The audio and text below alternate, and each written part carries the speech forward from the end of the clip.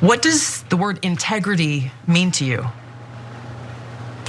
Well, Tulsi, thank you for having me. To answer your question, integrity is very important. And like I said to the New York Post, embellishing what my does resume it mean, though? Is Tulsi Gabbard, who's notorious for the lies she told as a congresswoman and presidential candidate, really going to talk to us about integrity right now? I don't know. Why don't we get a load of what she has to say during this interview with George Santos? What does it mean? Because the meaning of the word actually matters in practice. Of course, it means to carry yourself in an honorable way. And I made a mistake. And I think humans are flawed, and we all make mistakes, Tulsi. I think we can all look at ourselves in the mirror and admit that once in our life we made a mistake. I'm having to admit this in national television for the whole country to see, and I have the courage to do so because I believe that in order to move past this and move forward and be an effective member of Congress, I have to face my mistakes, and I'm facing them. The reality is that I remain committed to doing everything I set forward in my campaign. I'm not a fraud. I'm not a fake. I didn't materialize from thin air. I worked damn hard to get where I got my entire life. Life wasn't easy. It didn't start off easy. As I've said it many, many times, I come from abject poverty. I made some mistakes. The thing is, Congressman-elect, integrity means, yes, carrying yourself with honor, but it means telling the truth.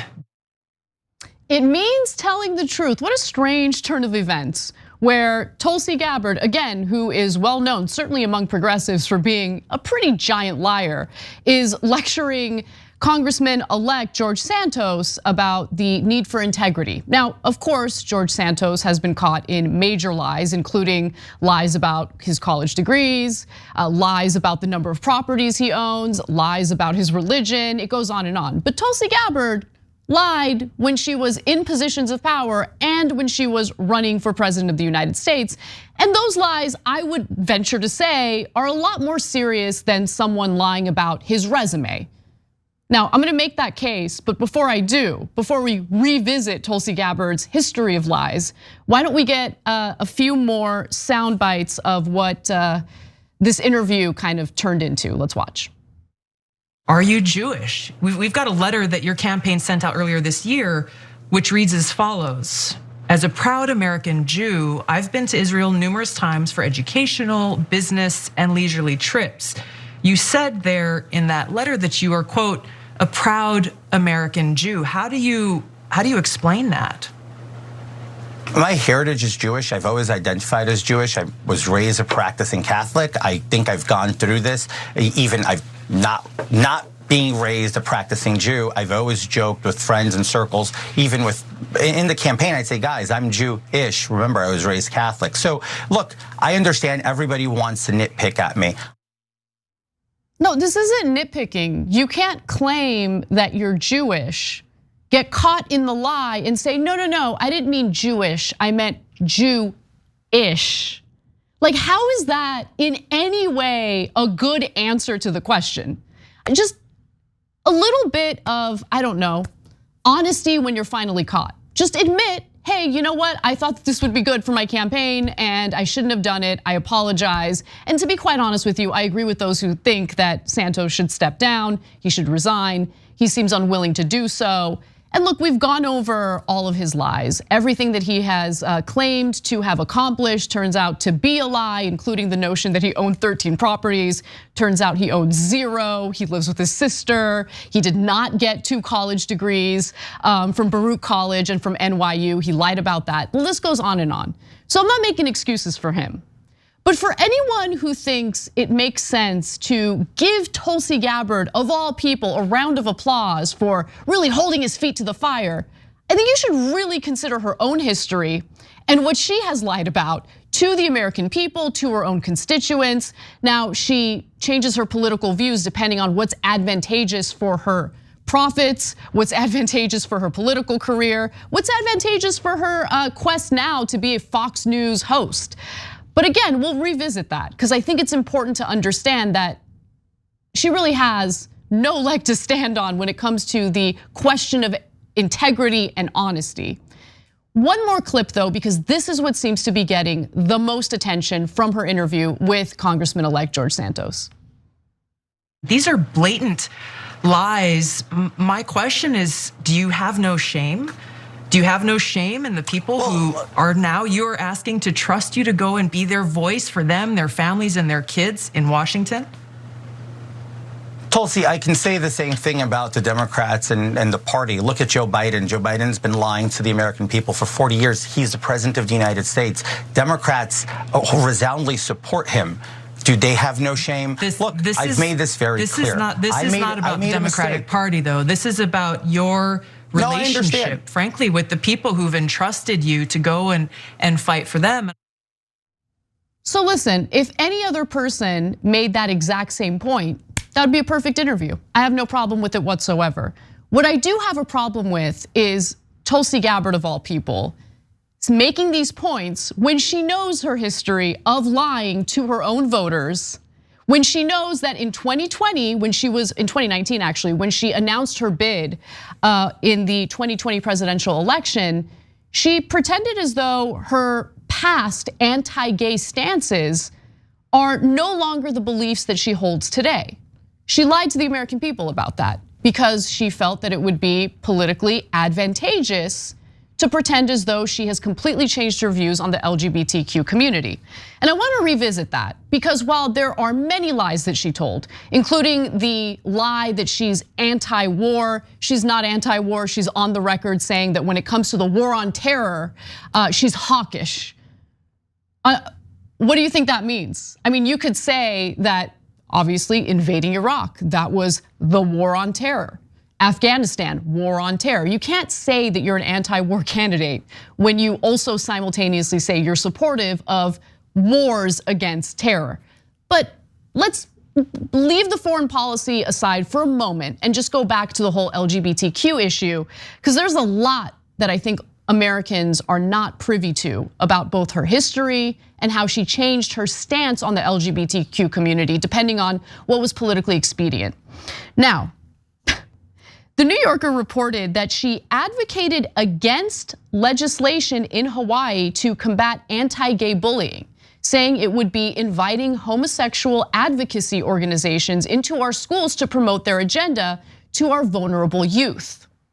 I want you to keep that in mind, okay? The whole gay agenda. Ooh, the LGBTQ community, they're trying to indoctrinate our children. She had said that in the past. But when she announced that she was running for president in 2019, she apologized for it because she was running as a Democrat and she was attempting to appeal to progressives. And many progressives fell for it. They did. They thought that she was this progressive powerhouse and she was such a wonderful person because she was willing to step down from her position at the DNC in order to show support for Bernie Sanders. Little did they know that she was already having issues within the DNC because of the fact that she was the only Democrat who was willing to go watch Benjamin Netanyahu speak when he visited the United States and spoke before Republicans in Congress. So the Democratic Party overall already had an issue with her prior to the Democratic primaries in 2016. That was really the reason why she stepped down from the DNC. It had nothing to do with Bernie Sanders. But she liked pretending as though she was progressive when it was, again, politically advantageous to her. Now, when the New Yorker reported that, she later came out and apologized. She said, these are my past views. She had a lengthy Twitter thread about it. And I even linked to that thread on my own Twitter page if you guys want to check out the multiple tweets dating back to January 17th of 2019. I'll give you a few of them. In one of these tweets, she writes, over the years, I formed my own opinions based on my life experience that changed my views. Interesting. At a personal level, in having aloha, love for all people, and ensuring that every American, regardless of sexual orientation or gender identity, is treated equally under the law. Again, this is from January 17th, 2019, when she's getting ready to run for president. She also wrote in that Twitter thread, quote, I know that LGBTQ plus people still struggle, are still facing discrimination, are still facing abuse, and still fear that their hard-won rights are going to be taken away by people who hold views like I used to. Now, for anyone who's been paying close attention to politics, especially over the recent year, you know that Tulsi Gabbard wasn't being honest in that Twitter thread. because she went right back to her roots. And I think it's important to understand her roots. Now, after leaving the Democratic Party, she is back to her old antics, saying things that are pretty awful about the LGBTQ community. She claimed that President Joe Biden's administration is targeting as terrorists parents who are vocally standing in opposition to radical curriculums and explicit sexual content being taught to their kids in public schools. Gabbard went on to say the administration is erasing women by supporting transgender people. Now, these are Republican talking points, conservative talking points. I mean, it's right-wing 101. This is what they campaigned on in the midterm elections and luckily did not win many of the elections that they thought they would win. This is exactly what you would hear from a far-right politician. And this is what she's spewing because now she has made her pivot back to the right. I think it's important to keep that in mind. And when I say back to the right, what do I mean by that? Well, she had these anti-LGBTQ views before. She blamed it on her conservative upbringing. This isn't really who I am. I grew up, and look, I had a conservative upbringing, okay? I remember having views that are contrary to what I believe today. So when it came to her views on the LGBTQ community, I was willing to give her the benefit of the doubt, but I was skeptical because of where she was raised, how she was raised, and more importantly, how she still has ties to, let's just keep it real, a cult that she doesn't like talking about. And anyone who mentions the cult is immediately defamed as an anti-Hindu individual, Hindu-phobic. That is complete BS because the cult she's involved in has nothing to do with the Hindu religion at all, at all.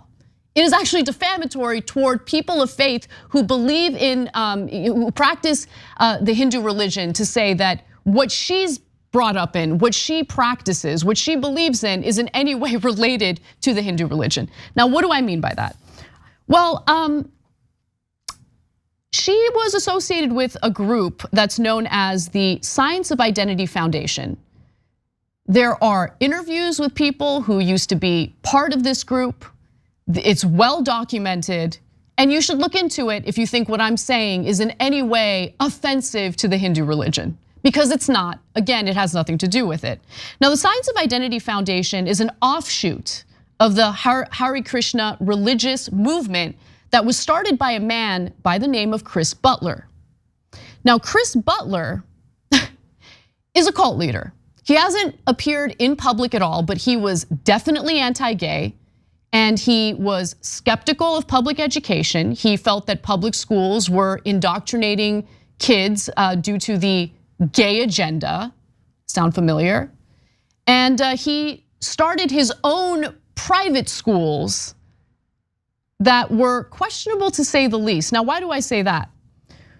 Well, Butler taught that homosexuality is evil, using virulent homophobic rhetoric, and that public schools and the outside world were not to be trusted. Children of followers were homeschooled, and some, including Gabbard, were later sent to schools that the Science of Identity Foundation created in the Philippines. Now, what did kids deal with once they were sent to those schools in the Philippines? Luckily, there is some testimony from a man named Rama Ramson, who luckily escaped that cult, even though he was raised within it. And here's what he said he experienced at these schools. We had to listen to his tapes and we had to listen to his lectures every day. I remember as a young kid listening to extremely graphic lectures constantly where he's always talking about sex and describing in pornographic detail like look what it's like to look at a pornographic magazine or what depraved activities that homosexuals get up to or that maybe straight, people get up to out in the world, using all this fear tactics. Your parents would make you listen to that stuff about sex when you were 6, 7, 8 years old? Absolutely. Now, this group, again, the Science of Identity Foundation, has confirmed that Rama Ramson was part of their group and is no longer part of their group. And I think that confirmation is important because what if this is just some random person who's making accusations about some group that he was never involved in? But in this case, it's been confirmed. The man you just heard from was part of SIF or the Science of Identity Foundation. Now, going back to the content that you just heard, the statement you just heard from him. So this anti-gay cult leader forces literal children as young as 6 to watch pornographic material, listen to incredibly explicit sexual content that's meant to essentially indoctrinate them into hating members of the LGBTQ community. Now I want you to go back to graphic 4 here, where Tulsi Gabbard stated that she's concerned about the Biden administration. Tulsi claimed that President Joe Biden's administration is targeting as terrorists parents who are vocally standing in opposition to radical curriculums and explicit sexual content being taught to their kids in public schools. So when we talk about projection, this is what we mean. Because where do members of the right wing get that idea from? That the LGBTQ community, the gay agenda, is like they've infiltrated public schools, they're trying to convince kids to be gay, to be transgender. Like, where do they get these crazy ideas from? Could it be some of the indoctrination that Tulsi Gabbard received when she was going to this school or when she was being homeschooled? I mean, it's just really, really interesting stuff, right? And also when the organization that she was part of was forcing kids to consume that disgusting, explicit material when they were as young as 6. Does she have a problem with it, or does she only have a problem with it when she can pretend like she's concerned about the Biden administration going after parents who are concerned about sexually explicit material in the classroom? I mean, this woman is a liar through and through. And if you're wondering whether or not she's still part of the Science of Identity Foundation, I don't know for sure, but I do know that she met her ex-husband and current husband within this group. And she gets real defensive and testy if anyone's critical of this group. I'll be critical all day.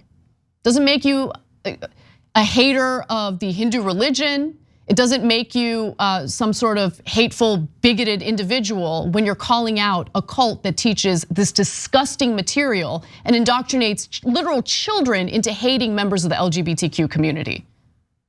And they'll get all upset on Twitter and they'll come after me. They'll come after anyone. They'll swarm in because they want to get defensive.